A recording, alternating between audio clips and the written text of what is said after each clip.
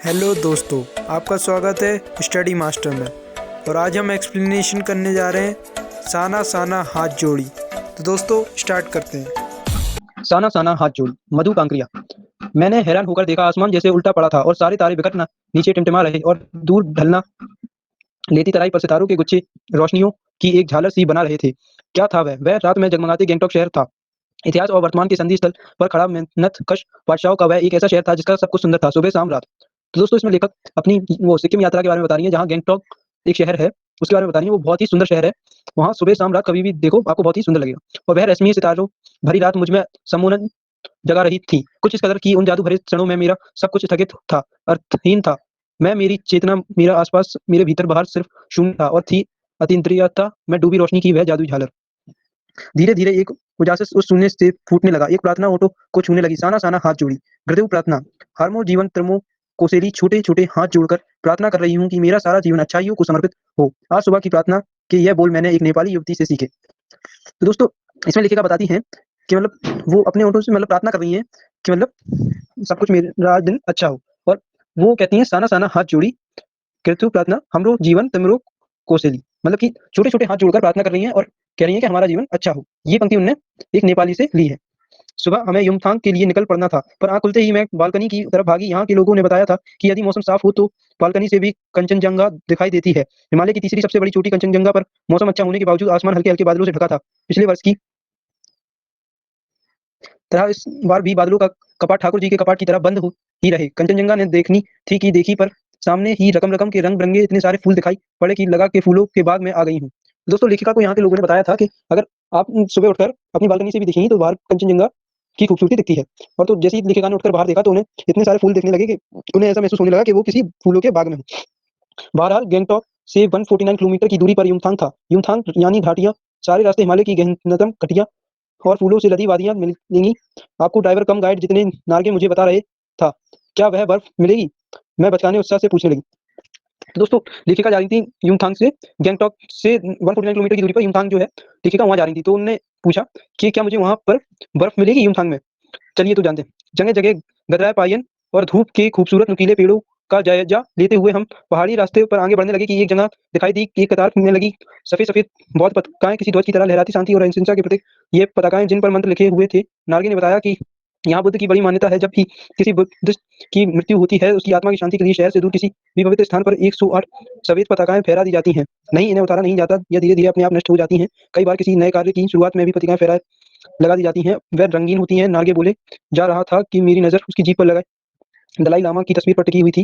कई दुकानों पर मैंने दलाई लामा की ऐसी तस्वीर देखी थी। तो दोस्तों इसमें लेखिका जो जा रही थी गैंगटॉक में, तो वही रास्ते में सफेद पताकाएं मतलब कि सफेद डंडे पे सफेद कलर के झंडे टाइप के लगे मिले। तो उन्होंने अपनी दोस्त से पूछा कि ये किस लिए लगी हैं। तो उन्होंने बताया कि नार्गे ने बताया कि जब भी किसी बौद्ध की या मतलब अपनी भाषा में अगर आपको बताऊं तो साधु की जब कोई किसी की मृत्यु हो जाती है, साधु संत की, तो उसकी लिए ये 108 पताकाएं फहरा दी जाती है और इन्हें नष्ट नहीं किया जाता, इन्हें खत्म नहीं किया जाता, ये अपने आप ही खत्म हो जाती।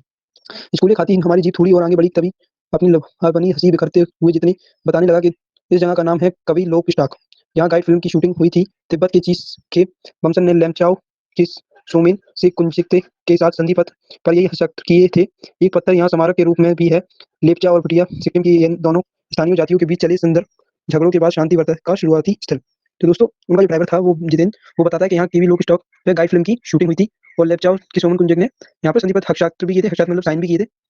और यहाँ पर संधि जो झगड़े होते हैं उन्हें शांति वर्ता जाता है और शुरुआती स्थल रहते हैं। तो उन्हें रास्तों पर मैंने देखा कि कुटिया के भीतर घूमता चक्र यह क्या। नार्गे कहने लगा मैडम यह धर्म चक्र है, प्रिय व्हील, इसको घुमाने से सारे पाप धुल जाते हैं। क्या चाहे मैदान हो या पहाड़, तमाम वैज्ञानिक प्रगतियों के बावजूद इस देश की आत्मा एक जैसी है। लोगों की आस्थाएं, विश्वास, अंधविश्वास, पाप पुण्य की अवधारणाएं और कल्पनाएं एक जैसी।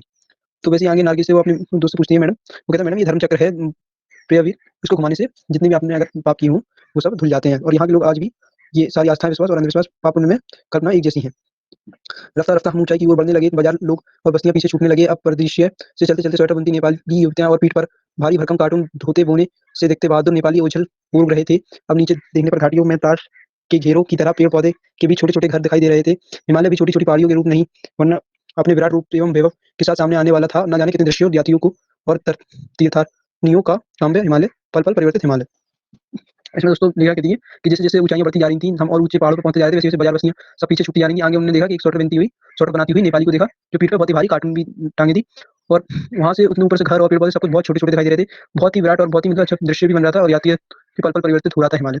और देखते-देखते रास्ता वीरान संकरे और जलेबी की तरह घुमावदार होने लगे। हिमालय बड़ा होते विशालकाय होने लगा, घटाएँ गहराती पाताल नापने लगी, वादियाँ चौड़ी होने लगीं, बीच-बीच में करिश्मे की तरह रंग-बिरंगे फूल शिद्दत से मुस्कुराने लगे। उन भीमकाय पर्वतों के बीच और घाटियों के ऊपर बिना संकरे कच्चे-पक्के रास्तों की गुजरते यूँ लग रहा था कि जैसे हम किसी सघन हरियाली वाली गुफा के बीच रसगुल्ले खाते निकल रहे हों।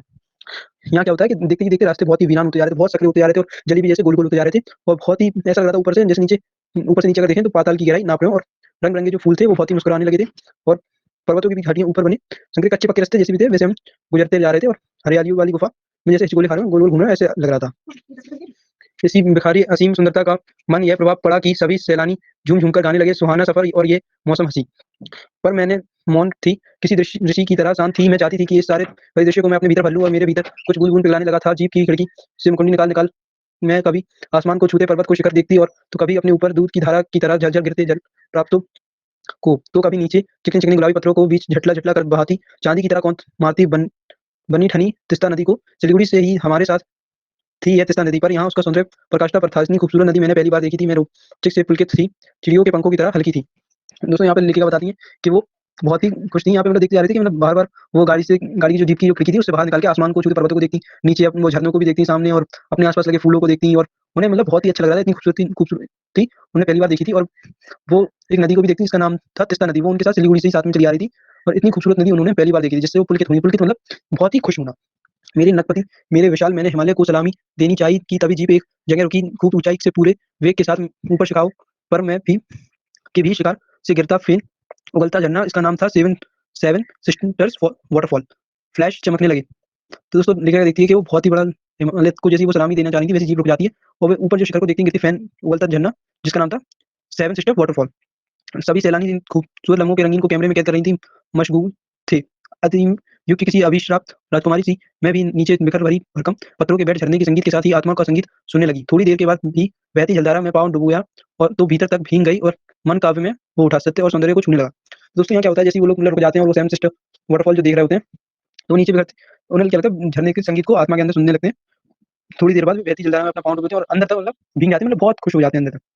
जीवन की अनंतता का प्रतीक वह झरना और अनुभव अनूठे क्षणों में मुझसे जीवन की शक्ति का आस में एहसास हो रहा था कि इस कदर प्रतीत हुआ कि जैसे मैं स्वयं भी देश और काल की सरहदों से दूर बहती धारा बहने लगी हूँ। भीतर को सारी तामसिकताएं और दुष्ट वासनाएं इस निर्मल धारा में बह गई। मन हुआ कि अनंत समय तक ऐसी बहती रही। सुनती हूँ इस झरने की पुकार को, पर जितना मुझे ठेलना लगा आगे इससे भी सुंदर नजारे मिलेंगे। वो झरने को देख के इतनी मनमोहन हो जाती है, इतना अद्भुत लगता है उन्हें कि वो एहसास में खो जाती है। उन्हें बहुत ही अच्छा लगता है और उसके भीतर वो देखती हैं कि कितनी निर्मल धारा है, बह गई और मन के अनंत समय तक ऐसी बहती रहूं, यह सोचती नहीं वो बहुत ही बढ़िया तरीके से। अनमनी सी मैं उठी, थोड़ी देर बाद ही फिर वही नज़ारे आँखों और आत्मा को सुख देने वाले, कहीं चटक हरे रंग का मोटा कालीन ओढ़े थे, तो कहीं हल्का पीलापन लिए, तो कहीं पलचतर उखड़ी दीवार की तरह पथरीला, और देखते ही देखते परिदृश्य की सब छू मंतर जैसे कि जादू की छड़ी घुमा दी हो, पर वह बादलों की एक मोटी चादर सब कुछ बदल है। मतलब अनमनी जैसी जैसी उठती है, थोड़ी बार वो क्या देखती हैं आँखों के सामने, वो आत्मा को सुख देने वाली चटक रंग का मोटा कालीन ओढ़े हुए जैसे और हल्का पीलापन की पलस्तर और दीवार पर पथरीला, देखते ही परिदृश्य से छूमंतर जैसे ही किसी को जादू की छड़ी घुमा दी हो, बादलों की मोटी चादर सब कुछ बादल में।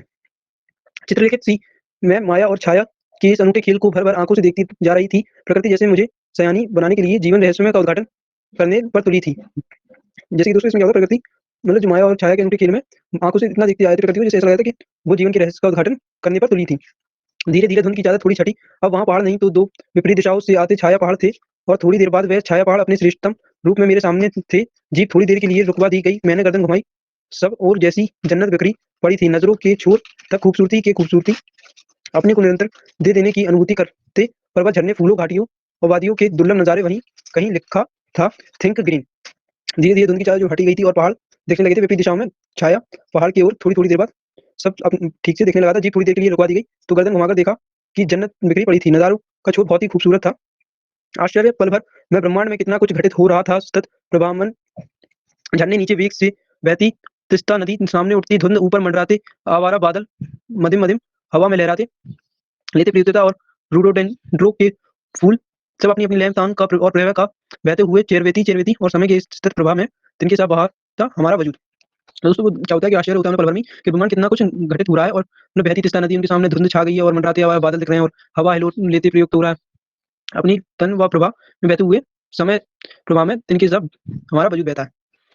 पहली बार एहसास हुआ जीवन का आनंद है यही चलायमान सौंदर्य संपूर्णता के उन क्षणों में मन इस विकृत सौंदर्य से इस कदर एकात्म हो रहा था कि भीतर बाहर और रेखा मिट गई थी आत्मा की सारी खिड़कियां खुलने लगी थी कि मैं सचमुच ईश्वर के निकट थी। सुबह सी की प्रार्थना फिर होंठों को छूने लगी साना साना हाथ जोड़ी की तभी वह अंतर्दीय संसार खंड खंड हो गया वह महाभाव सूखी टहनी सा टूट गया। तो दोस्तों क्या होता है इधर पे कि जो पहली बार उन्हें ऐसा ऐसा हुआ था जीवन में बहुत ही आनंद हो रहा था बहुत ही चलता हुआ मतलब बहुत ही सुंदर सौंदर्य दिख रहा था और उन्हें अंदर मतलब ऐसा लगता है आत्मा में कि आत्मा की जो खिड़कियां हैं वो खुलने लगी है मैं सचमुच ईश्वर के भगवान के पास पहुंचने लगी और तभी होठों को छूने वाली प्रार्थना याद आ गई जिसका नाम था साना साना हाथ जोड़ी। साना साना हाथ जोड़ी के मतलब मैंने आपको बता ही चुका है कि छोटे छोटे हाथ जोड़कर प्रार्थना करना भगवान से। दरअसल मतमुग्ध सी मैं तंद्रित अवस्था में थी थोड़ी देर तक निकली आई थी कि अचानक पांवों तक पर ब्रेक सी लग गई जैसे समादेश भाव में नृत्य करती किसी आत्मकालीन नृत्यगंगा के ऊपर अचानक टूट गए हूँ। मैंने देखा कि इस अंतत्व सौंदर्य से निरपेक्ष कुछ पहाड़ी औरतें पत्थरों पर बैठी पत्थर तोड़ रही थी घूटे आटे सी कोमल काया पर हाथों की कुदाल और हथौड़े कईयों की पीठ पर बंधी टोकों बड़ी टोकरियां मैं उनसे बच्चे भी बंधे हुए थे कुछ कुदाल और को भरपूर ताकत के साथ जमीन पर मार रही थी। तो दोस्तों यहाँ पर लेखिका क्या देखती हैं कि वो जैसे अचानक वो ब्रेक लगाती हैं गाड़ी में और तो आगे ऐसा लगता है उन्हें कि मैं जिस नृत्य करती हूँ उन्हें अचानक ही जो नृत्यंगा के नुपुर होते हैं वो टूट गए हों। तो वो एकदम से देखती हैं जो सौंदर्य दिखता है उसके बाद उन्हें पहाड़ी औरतें दिखती हैं पत्थरों पर बैठी पत्थर तोड़ते हुए कुछ कोमल काया पर कुटाल और हथौड़े लेकर पीठ पर टोकरी भी बांधे हैं बड़ी और बच्चे भी लिए कुछ और तो वो बहुत ही पूरी ताकत से जमीन पर मार रही हैं और पत्थर को तोड़ रही हैं। इतने स्वर्गीय सौंदर्य नदी फूलों वादियों और झरनों के बीच भूख मौत दैन्य और जिंदा रहने की यह जंग मात्र और श्रम साधना साथ साथ वही पर खड़े बीआरओ बीआरओ मतलब दोस्तों बोर्ड रोड ऑर्गेनाइजेशन के साथ कर्मचारी से पूछा मैंने ये क्या हो रहा है। तो फिर देखते हैं उसने क्या कहा। उसने फुलबाजी के अंदाज में बताया जिन रास्तों में गुजरते हुए आप हिम शिकागो से टक्कर लेने जा रहे हैं उन्हीं रास्तों की यह पहाड़ी ने चौड़ा बना रही है। बड़ा खतरनाक कार्य होगा ये।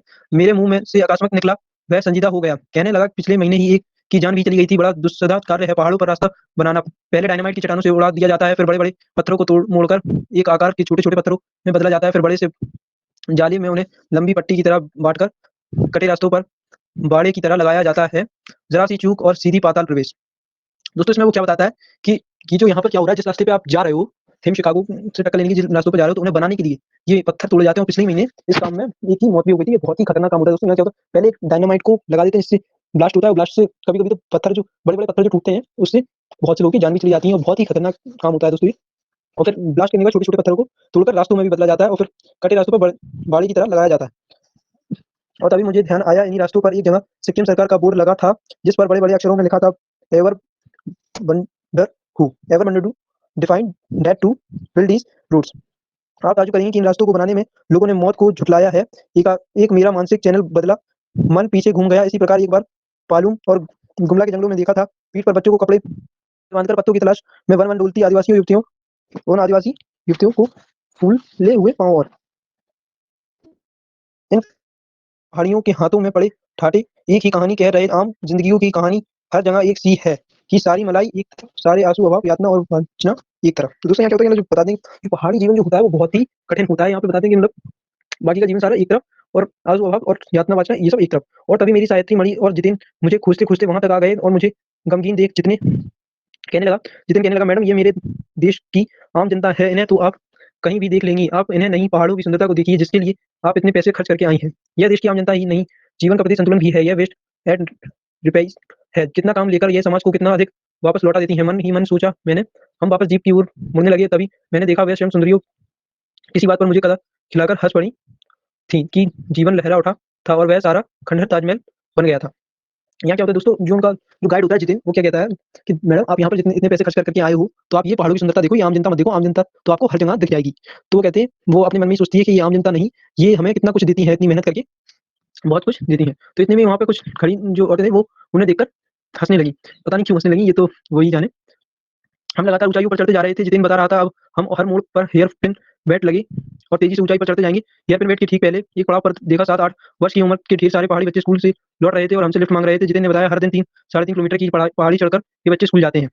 हम लगातार ऊंचाई तो जैसे दोस्तों ये लेखिका जो मतलब गाड़ी में बैठे थे वो ऊपर को ऊंचाइयों पर चढ़ रहे थे। तो जितिन ने कह रहा था कि हर मोड़ पर अब हेयर पिन बेल्ट लगेंगे और तेजी ऊंचाई से बढ़ते चलेंगे। और उसने रास्ते में देखा कि 7-8 वर्ष के जो बच्चे थे वो पहाड़ी बच्चे वो स्कूल से लौटकर लिफ्ट मांग रहे थे इनसे।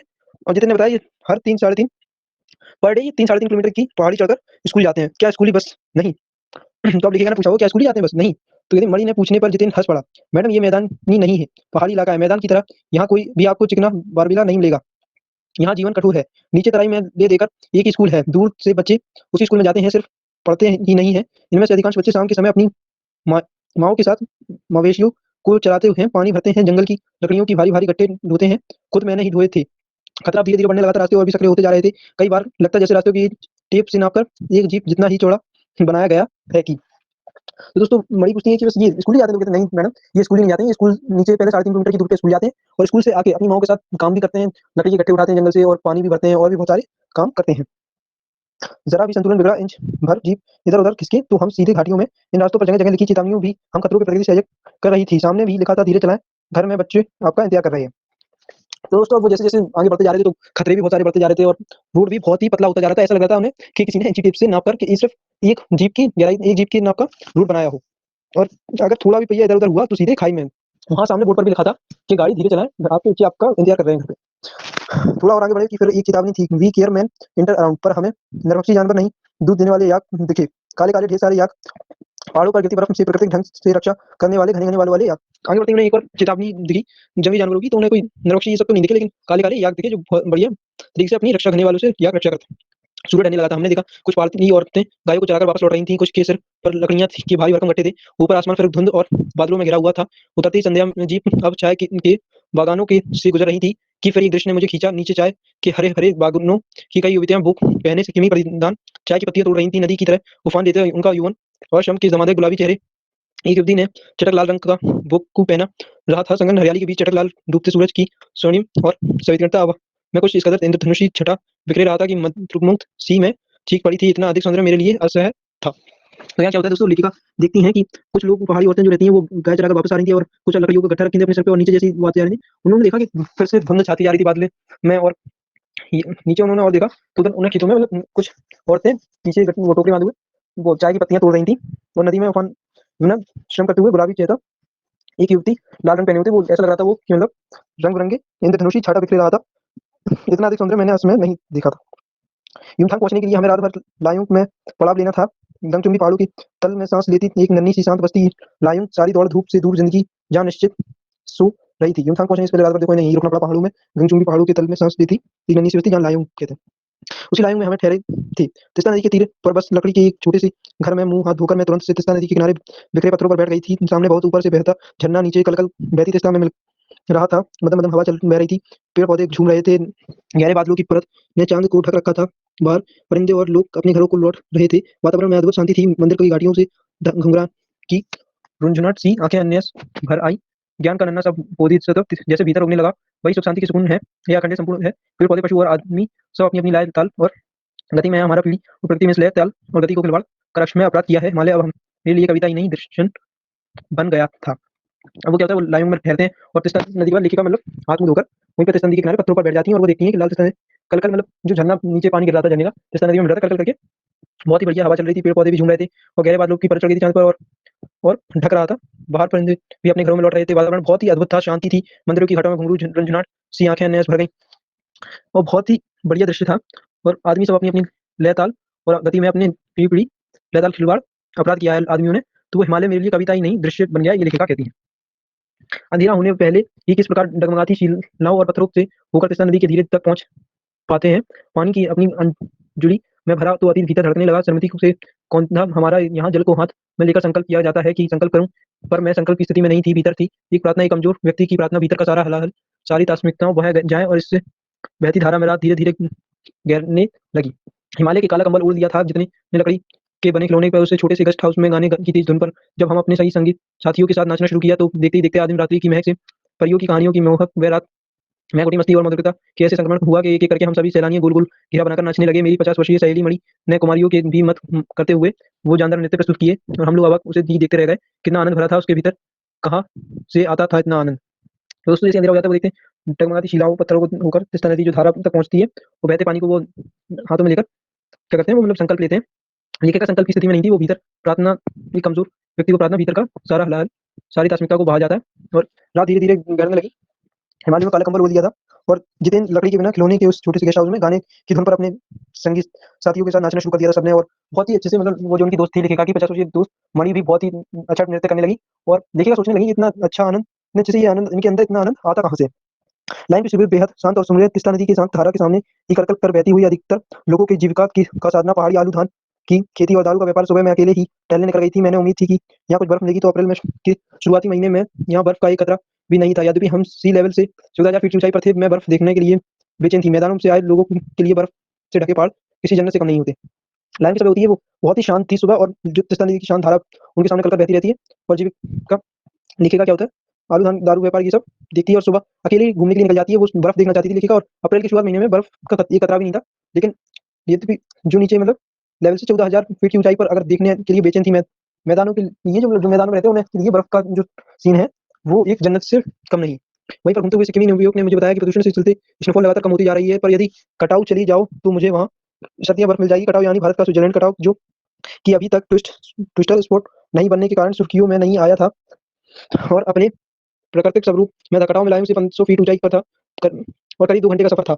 वह नयोवेक मुझसे बतिया रहा था और उसकी घरवाली अपने छोटे से लकड़ी के घर के बाहर उसके उत्सुकता पूर्वक देख रही थी कि तभी गाय ने आकर बाहर थैले में रखा उसका मऊआ गुदुक कर दिया था। मिट्टी झिड़कियों देकर उसने गाय को भगा दिया था। उम्मीद और आवेश और जिन्ना के साथ हम अपना सफर कटाव की ओर। कटाव का रास्ता भी खतरनाक था और उस पर धुंध और बारिश जितने दिन लगभग अंदाज से। तो दोस्तों यहाँ क्या होता है, देखिएगा घूमते घूमते उसे एक आदमी मिलता है, वो कहता है कि अगर आपको बर्फ देखनी है तो कटाऊ चली जाओ। और कटाऊ को भारत का स्विट्जरलैंड भी माना जाता है, क्योंकि आज तक अभी तक वो ट्विस्टर प्लेस नहीं बनी है। तो टूरिस्ट प्लेस नहीं बनी, इसलिए वहाँ पर मतलब ज्यादा लोग आते भी नहीं। और मतलब वहाँ क्या है, अभी सुर्खियों के कारण नहीं आया ना, इसलिए प्राकृतिक स्वरूप में है। कटाऊ लायन से 500 फीट की ऊंचाई पर 2 घंटे का सफर है। और वो जो नया युवक उसे बता रहा था लेखिका को कटाऊ के बारे में, तो वो उसकी जो पत्नी थी वो अंदर से देख रही थी। और वहाँ एक ऐसी गाय आती है और वो आराम से प्यार से उस गाय को भगा देता है वो आदमी। और वो लोग कटाऊ के लिए निकल जाते हैं। और जितेंद्र लगभग अंदाज से गाड़ी चला रहा था। पहाड़ पड़े, आकाश घटियां और सब पर बादलों की परत, सब कुछ बादल में। बादलों को चीरकर निकलती हमारी जीप खतरनाक रास्तों से एसएमएस ने अपने मौन कर लिया था। और उस पर बारिश एक चूक और सब खल्लास सांस रुके। हम धुंध पर और फिसलन भरे रास्तों पर संभल कर आगे बढ़ती जीप को देख रहे थे। हमारी सांस लेने की और आवाजों के समय आसपास जीवन का कोई पता नहीं था। फिर नजर पड़ी बड़े बड़े शब्दों पर लिखी चेतावनी पर, इफ यू और मेरिट ड्राइव डाइवोट स्पीड। थोड़ी ही दूर बड़े ही फिर एक चेतावनी, दुर्घटना से भली सावधानी से मौत टली। कई आधे रास्ते बाद धुंध छठी और साथ ही सृष्टि और हमारे बीच फैला सन्नाटा भी हटा। नारके उत्साहित होकर कहने लगा, कटाऊ हिंदुस्तान का स्विट्जरलैंड है। मेरी सहेली मरी स्विट्जरलैंड घूम आई थी, उसने तुरंत प्रतिवाद किया, नहीं, स्विट्जरलैंड भी इतनी ऊंचाई पर नहीं है और ना ही इतना सुंदर। तो दोस्तों यहाँ क्या होता है, जो जितेंद्र था वो बहुत ही संभाल कर गाड़ी चला रहा था, क्योंकि बहुत ही खतरनाक रास्ता था और वहाँ पर गाड़ी चलाना बहुत ही मुश्किल था। वहाँ पर एक सावधानी भी लिखी थी कि अगर मतलब जैसे कि नजर हटी तो दुर्घटना घटी, और अगर संभाल कर चलाना, जितनी बहुत ही ज्यादा खतरनाक जगह थी वो। और दुर्घटना से भली सावधानी से मौत टली। ये सारी चेतावनियां भी उसे आगे के रास्तों पर दिख रही थी। और जैसे ही वो आधे रास्ते को पार कर लिया तुमने, तो धुंध भी छट गई थी और अब आवाज भी सही आने लगी थी। तो कटाऊ इतने में ही उसकी दोस्त नाल के कहने लगी कि कटाऊ हिंदुस्तान का स्विट्जरलैंड है। मेरी सहेली मरी स्विट्जरलैंड घूम आई थी। तो लिखिएगा कि जो फ्रेंड मरी है वो स्विट्जरलैंड घुमाई थी। तो कहता नहीं, स्विट्जरलैंड इतनी ऊंचाई पर नहीं है और यह तो स्विट्जरलैंड से भी सुंदर है। हम कटाऊ के करीब आ रहे थे, क्योंकि दूर से ही बर्फ से ढके पहाड़ दिखने लगे थे। पास में जो पर्वत थे वे आधे हरे काले दिख रहे थे। लग रहा था कि जैसे किसी ने इन पहाड़ों पर पाउडर छिड़क कर दिया हो, कहीं पाउडर बची रह गई हो और कहीं पर धूप में बह गई हो। नाग ने उचित होकर कहा, देखिए एकदम ताजा बर्फ है, लगता है रात में गिरी है ये बर्फ। थोड़ा और आगे बढ़ने पर हम अब हमें पूरी तरह बर्फ के ढके पहाड़ दिख रहे थे, सावन और झाग की तरह सब और गिरी हुई बर्फ। मैं जीप की खिड़की से मुंडी निकाल निकाल कर दूर दूर तक देख रही थी, चांदी सी चमकते पहाड़। हम कटाऊ के करीब लेके कटाऊ के बहुत करीब पहुंच जाती हैं और वो उनकी जो दोस्त है नाल, वो कहती है, देखिए कितने सुंदर पहाड़ है। और मतलब दूर से ही कम पहाड़ दिख रहे थे, जैसा लग रहा था उन्हें जैसे कि उन्हें किसी ने पाउडर छिड़क दिया हो और कहीं कहीं पाउडर बह गया हो। और धीरे धीरे करके पहाड़ बहुत पास आते जा रहे थे और ऐसा लग रहा था उन्हें कि ये बर्फ अभी अभी रात में ही गिरी हो। और वो खिड़की से बाहर निकल दूर दूर तक दिखते हैं तो चांदी से चमकते पहाड़ दिखते हैं। एक आग जितिन पूछा, कैसा लग रहा है? तो फिर लिखी का जवाब देती है, राम रोचो। वह उछल पड़ा, अरे अरे यह नेपाली बोली कहाँ से सीखी? अपनी भाषा के गर्व से उसकी आंखें चमक उठी, चेहरा इतराने लगा। और तभी किसी चमत्कार की तरह हल्की हल्की बर्फ एकदम महीने महीने मोती की तरह गिरने लगी। जितेंद्र जैसे ही सुनता है कि लेखिका नेपाली में बोलती है तो वो बहुत ही खुश हो जाता है। उसके मुंह पे बहुत ही एक अलग ही चमक आ जाती है और धीरे धीरे एकदम से महीन महीन मोती जैसी बर्फ गिरने लगती है। तिमरो माया सेंधे मलाई सताउच, तुम्हारा प्यार मुझे सदैव रुलाता है, चाहूं और बिखरी यह बर्फीली सुंदर जितेंद्र के मन पर भी थाप लगाने लगी थी प्रेम की। मैं तैरते हुए झूम झूम गाने लगा था वह। हम सभी सैलानी अब जीप से उतरकर बर्फ पर कूदने लगे थे। यहाँ बर्फ सर्वाधिक थी, घुटनों तक नरम नरम बर्फ। ऊपर आसमान पर और बर्फ से ढके पहाड़ एक हो रहे थे। कई सैलानी बर्फ से लेटकर हर लम्बे की रंगत को कैमरे में कैद करने लगे थे। मेरे पांव छन छन करने लगे थे। मैंने अपने वृंदावन घूर रहा था, भीतर जैसे देवता जाग गए हूँ। ख्वाहिश हुई कि मैं बर्फ पर लेटकर अपनी बर्फीली जन्नत को ही भर के देखूं, पर मेरे पास बर्फ पर पहनने वाले लंबे लंबे जूते नहीं थे। मैंने चाहा कि किराए पर ले लूं, पर कटाऊ युमथांग और झांगू लेके तरह टूरिस्ट स्पॉट नहीं था, इस कारण कहीं झांगू की तरह इस दुनिया भर में तो क्या एक भी दुकान नहीं थी। खैर, दनादन फोटो खिंचवाने की वजह से मैं उसे प्रदेश को अपने भीतर लगातार खींच रही थी, जिससे महानगर के डार्क रूम में इसे फिर देख सकूं। संपूर्णता के उन क्षणों की यह हिमशिखर मुझे अपने आध्यात्मिक अतीत से जुड़ा रहे थे। शायद ऐसी विभोर कर देने वाली दिव्यता के बीच हमारे ऋषि मुनियों उनकी वेदों की रचना की होगी, जीवन सत्यों की खोज होगा, सर्वे भवंता का महामंत्र पाया होगा, अंतिम संपूर्ण का प्रतीक वह संत ऐसा कि बड़ा से बड़ा अपराधी पीछे देख ले तो क्षणों में के लिए ही सही करुणा का अवतार बहुत बन जाए। वो दनादन फोटो खिंचवाने लगे थे और अध्यात्म का लेखिका कहती है कि अगर जो ऋषि मुनि थे उन्होंने यही इसी दृश्य को देखकर वेदों की रचना की होगी, और कोई अगर चूर और भी अगर ये दृश्य देख ले तो वो भी संत महात्मा बहुत बन जाए, करुणा का अवतार बहुत बन जाए। और तभी दिमाग में कौंधा कि मिल्टन ने ईयर की सुंदरता का वर्णन करते हुए लिखा था कि शैतान भी उसे देखकर ठगा सा रहा जाता था और दूसरों का मंगल करने की वृत्ति भूल जाता था। मैंने मणि से पूछा क्या उसने पीढ़ी के मिल्टन की वह कविता, पर मणि उस समय किसी दूसरे की सवाल में जूझ रही थी। वह एक दर्शनियों की तरह कहने लगी, यह हिमशिखर जल स्तंभ है, पूरे एशिया की देखो प्रकृति भी किस नायाब ढंग से सारा इंतजाम करती हैं। सर्दियों में बर्फ के रूप में जल संग्रह कर लेती हैं, पर और गर्मियों में पानी के लिए जब त्राई त्राई मचती है तो यह ही बर्फ शैलाएं पिघल पिघल जलधारा बन हमारे सूखे कंटों को तरावट पहुंचती है। कितना अद्भुत व्यवस्था है जल संचय की। क्या होता है दोस्तों, तो जो लेखिका हमसे एक सवाल भी पूछती है वो अपनी दोस्त, लेकिन उसकी दोस्त अपने ही सवाल में मत रहती है और वो दर्शक जल स्तंभ को यूरेशिया को देखे तो नया ढंग से इंतजाम करती है। सर्दियों बर्फ के जल संग्रह त्राई त्राई मस्ती है, पर पिघल पिघल जलधारा बन सूखे कंटों की तरावट पहुंचती, कितनी अद्भुत जल संचय है। मणि की अद्भुत को माता और नवाए जाने कितना क्षण है हम पर इन नदियों की काहिम शिखारों के संतान कितना सुंदर सौपन जगाते उन लम्हों में मन ने सोचा, पर तभी उदासी की एक जिन्नी की परत मुझे पर छा गई थी। उड़ते बादलों की तरह पत्थर तोड़ती उन पहाड़ियों का ख्याल आ गया। मणि मतलब जैसे ही वो लेखक को जैसे जाने का दृष्टांत नदियों का जो वो व्यू देखती हैं तो कहती है संसार कितना सुंदर है, लेकिन तभी उन्हें लेखिका ने सोचा, तभी उन्हें उदासी का एक जो पहाड़ियों का जो दृश्य था उन्हें वो याद आ गया। आत्मा ही आनंद परंतु की छीलता हुआ हमारा यह सफर थोड़ा और बड़े आगे बढ़ा कि तभी देखा इक्की दुक्की फौजी छानिया ध्यान आया, यह बॉर्डर एरिया है, थोड़ी दूर पर ही चीन की सीमा है। ये फौजी ने से मैंने कहा, इतनी कड़कड़ाती ठंड में उस तापमान में -15 डिग्री सेल्सियस था, आप लोग बहुत तकलीफ होती होगी। लेखिका एक फौजी से पूछती है कि जब वहाँ पे 15 डिग्री सेल्सियस था तो वो कहती है कि आप लोगों को तो बहुत तकलीफ होती होगी इतनी ठंड में। तो वो जो फौजी होता है वो हंस देता है और कहता है एक उदास हंसी, आप चैन की नींद सो सके इसलिए हम यहाँ पहरा दे रहे हैं। फौजी कहता है और फिर ही उठला, फिर मिलेंगे। कहते हुए जितिन और ने जीप चालू कर दी। थोड़ी देर बाद ही देखी एक फौजी छावनी जिस पर लिखा था we give over today for your tomorrow tomorrow. मन उदास हो गया था, भीतर कुछ पिघलने लगा। महानगर में रहते हुए भी कभी ध्यान ही नहीं आया कि जिन बर्फीले इलाकों में बैसाख के महीने में भी 5 मिनट में ही हम ठिठुरने लगे थे। हमारे ये जवान पूछ में माँ के मैं ही, जबकि सिवाय पेट्रोल के सब कुछ जम जाता है। तैनात में हमारे प्राण कांप उठते हैं। उन रास्तों का बनाने में जाने कितने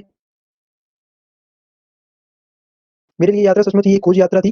पूरा सफर चेतना और अंतरात्मा में हलचल मचाने वाला। बहरहाल अब हम लोयोंग वापस लौटकर फिर युमथांग की ओर जितिन कुछ दिन पूर्व ही नेपाल से ताजा ताजा आया था। युमथांग की घाटियों में एक नया आकर्षण और जुड़ गया था, ढेरों ढेर प्रयूत और स्ट्रोडेंड्रो का पुल। जितिन ने बताने लगा, बस 15 दिनों में ही दिखेगा, पूरी घाटी फूलों की से इस कदर भर जाएगी कि लगेगा फूलों की से सजी रखी हो। यहाँ रास्ता अपेक्षाकृत चौड़े थे, इस कारण खतरों का एहसास कम था। इन घाटियों वादियों पहाड़ों और बादलों की आंख मचीली दिखती पहाड़ी कबूतरों को उड़ती हमारी जीप की जब युमथांग पहुंची तो हम थोड़े निराश हुए। बर्फ से ढके कटाव में हम शिकागो और देखने के बाद युमथांग थोड़ा फीका लगा और यह भी एहसास हुआ कि मंजिल से कहीं ज्यादा रोमांचक होता है मंजिल तक का सफर। बाहर युमथांग की चिप्स बेइज्जती हुई। एक सिक्किमी युवती से मैंने पूछा, क्या तुम सिक्किमी हो? नहीं, मैं इंडियन हूँ, उसने जवाब दिया। सुनकर बहुत अच्छा लगा। सिक्किम के लोग भारत में मिलकर बहुत खुश हैं। जब सिक्किम स्वतंत्र रजवाड़ा था तब टूरिस्ट उद्योग इतना नहीं फैला फूला था। हर एक सिक्किमी भारतीय वो हवा में इस कदर घुल मिल गया है कि लगता ही नहीं कि कभी सिक्किम भारत से नहीं था। जीप में बैठने को हुए कि एक पहाड़ी कुत्ते ने रास्ता काट दिया। मणि ने बताया, ये पहाड़ी कुत्ते हैं, ये भौंकते नहीं हैं, सिर्फ चांदनी रात में ही भौंकते हैं। क्या विस्मय और अविश्वास से मैं उसे सुनती रही। क्या समुद्र की तरह कुत्तों पर भी पूर्णिमा की चांदनी कामनाओं का जोर भाटा जगती है। खीर लौटती यात्रा में जीप में भी जितिन हमें रकम की जानकारियां देते रहा। मैडम, यहाँ एक पत्थर है जिसे पर गुरु नानक ने फुटप्रिंट है। कहते हैं यहाँ गुरु नानक की थाली से थोड़े से चावल छिटक कर बाहर गिर गए थे। जिस जगह चावल छिटके कर गिरे थे वहाँ चावल की खेती होती है। जितिन बताता है कि यहाँ पर आगे गुरु नानक की जो फुटप्रिंट है, गुरु नानक की लोग कहते हैं कि गुरु नानक की थाली से यहाँ पर कुछ चावल गिर गए थे और तभी से यहाँ चावल की खेती होती है। करीब 3-4 किलोमीटर बाद उसने फिर उंगली दिखाई, मैडम ऐसे खेदुम कहते हैं। यहाँ पूरा लगभग 1 किलोमीटर का एरिया है। यहाँ देवी देवताओं का निवास है, जहाँ जो गंदगी फैलाएगा वह मर जाएगा। तुम लोग पहाड़ों पर गंदगी नहीं फैलाते। उसने जीभ निकालते हुए कहा, नहीं मैडम, पहाड़, नदी, झरने हम इनकी पूजा करते हैं। इन्हें गंदा करेंगे तो हम मर जाएंगे। तभी गैंगटॉक इतना सुंदर है। मैंने कहा। जितिन कहता है कि ना यहाँ पे वो 1 किलोमीटर का एरिया देवी देवताओं का निवास माना जाता है और यहाँ कोई गंदगी नहीं फैलाता। अगर गंदगी फैलाएगा कोई तो वो मर जाएगा। तुम लोग पहाड़ों पर गंदगी नहीं फैलाते। लेखिका पूछती है तो जितिन बताता है, नहीं मैडम, हम लोग पहाड़ों की, नदी, झरनों की पूजा करते हैं और अगर हम इन्हें गंदा करेंगे तो हम मर जाएंगे। तभी गैंगटॉक इतना सुंदर है। जितिन ने कहा, गैंगटॉक नहीं मैडम, गंगटॉक कहिए। इसका असली नाम गंगटॉक है। गंगटॉक का मतलब है पहाड़। मैं कुछ पूछती कि वह, तो दोस्तों वो कहते हैं गैंगटॉक नहीं मैडम, इसका असली नाम गंगटॉक है। और इसका मतलब, गंगटॉक का मतलब होता है दोस्तों पहाड़। मैं कुछ पूछती, वह फिर चालू हो गया, मैडम युमथांग भी पहले टूरिस्ट स्पॉट नहीं था। यह तो सिक्किम जब भारत में मिला उसके भी कई वर्षों बाद भारतीय आर्मी के कप्तान शेखर दाता के दिमाग में आया कि यहाँ सिर्फ फौजियों को रखकर क्या होगा। घाटियों के बीच रास्ते निकालकर इसे टूरिस्ट स्पॉट बनाया जा सकता है। आप देखिए, अभी भी रास्ते बन रहे हैं। हाँ, रास्ते अभी भी बन रहे हैं और नए नए स्थानों की खोज अभी भी जारी है। शायद मनुष्य की इसी असमाप्त खोज का नाम सौंदर्य है। मन ही मन में कहती हूँ, जीप आगे बढ़ने लगी। दोस्तों जैसे लिखिका कहती है, मैं कुछ पूछती है उसके आगे, तो वो जितेंद्र जो है वो दोबारा चालू हो गया। वो कहता है कि मैडम, पहले जो ये सिक्किम था वो भी टूरिस्ट स्पॉट नहीं था। एक फौजी ने, जिनका नाम था, वो जो ये फौजी थे, उनके दिमाग में ये आइडिया है। भारतीय आर्मी के कप्तान शेखर था। उन्होंने कहा, सिर्फ फौजियों के होने से क्या होगा, यहाँ रास्ते निकाल के टूरिस्ट स्पॉट बनवाया जा सकता है। तभी से आप देखिए रास्ते भी बन रहे हैं। लिखिका कहती है, हाँ, अभी भी रास्ते बन रहे हैं और बहुत सी जगहों की अभी भी खोज हो रही है। शायद इसलिए अस्मत् खोज का नाम सौंदर्य है। मन ही मन में कहती है लेखिका और जीप आगे बढ़ने लगती है। दोस्तों यहाँ पर हमारे चैप्टर की एक्सप्लेनेशन खत्म होती है। और आपको अगर कहीं भी दिक्कत आती है तो आप हमें वो इंस्टाग्राम पर फॉलो करिए और वहाँ पे आप मुझे कुछ भी भेज सकते हैं। और आपको जो भी किसी भी चीज़ की डिमांड हो तो दोस्तों मुझे इंस्टाग्राम पर मैसेज जरूर करें। तो दोस्तों चलते हैं, यहाँ पर खत्म होता है ये चैप्टर। दोस्तों इस चैप्टर का नाम साना साना हाथ जोड़ी नेपाली की एक लाइन पर रखा गया है, जिसका मैंने मतलब आपको बता चुका है। छोटे छोटे हाथ जोड़कर प्रार्थना करते हैं। तो दोस्तों लाइक शेयर कमेंट करना मत भूलिए और मुझे इंस्टाग्राम पर फॉलो जरूर करिएगा दोस्तों। तो दोस्तों चलते हैं, यहाँ पर खत्म होता है ये चैप्टर। थैंक यू दोस्तों।